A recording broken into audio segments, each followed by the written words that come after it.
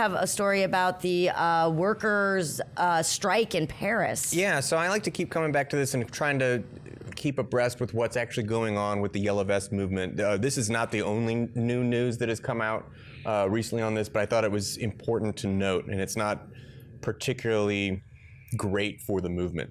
So essentially the French National Railway, or the SNCF union, has essentially caved to basically the Macron government's payout. Right? They're saying, look, we need you to get off this strike. We need these railways to start working again.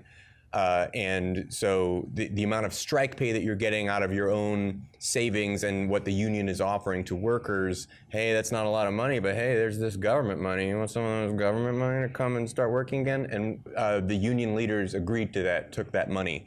And it seems that in large part, actual railway workers, railway union members, are not happy about it. It seems that way, yeah, yes. they wanted this strike to continue. Some of those railway lines were reopened during the holidays, right? So end of December through early January, and then they were able to go back on strike. But it looks like they will be going off strike pretty much indefinitely because of this influx of cash from the government, which they point out that cash is not there to appease the union workers. It's not there to make their requests whole. It is there to undercut their strategy. It's there to undercut what tools they have to get the reforms they want. And they were hoping to see a little more confluence with like teachers unions and other unions as well, which have not broken their strike. And there still is massive support among the people in France for the Yellow Vest movement. And railway workers and union members say they will continue to protest on Fridays. I think they're protesting on Fridays annually or weekly now. But many of them will be returning to work, and railway lines will be opening again across France. So a bit of a mixed bag. It's not quite. This is a very technocratic, bureaucratic way of undermining all of the tools and strategies that workers try to use to actually get the reforms that they want. And this is a little bit of a blow to that movement that I wanted to highlight. Now, this idea of unions going against what their workers actually want, like I don't personally know the inner workings of unions all that well. Is that something that we see happening commonly?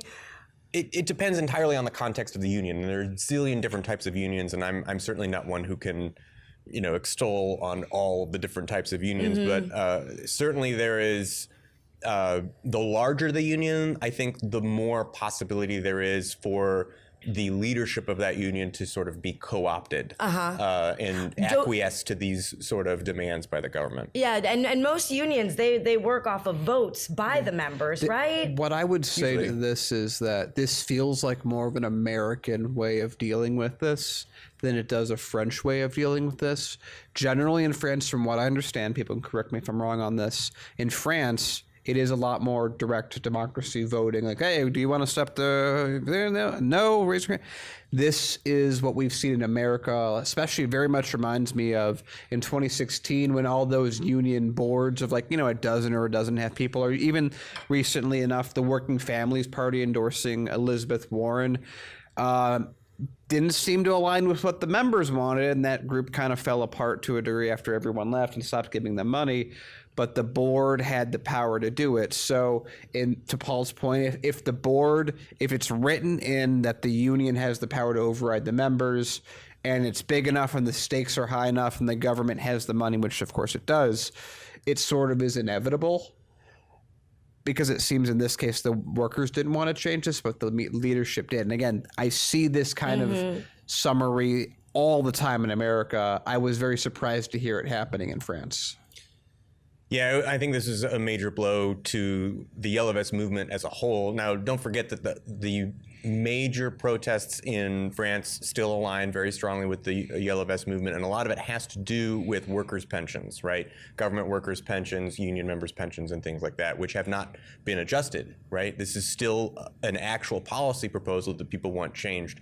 And you mentioned that this is very American-style politics. Well, Macron is a neoliberal centrist through and through, right? He is the president of the bankers. That's we've known that about him since day one. So is So that maybe any that's why it surprise? looks Not really. familiar. Yeah, it looks very, very familiar for all of those reasons.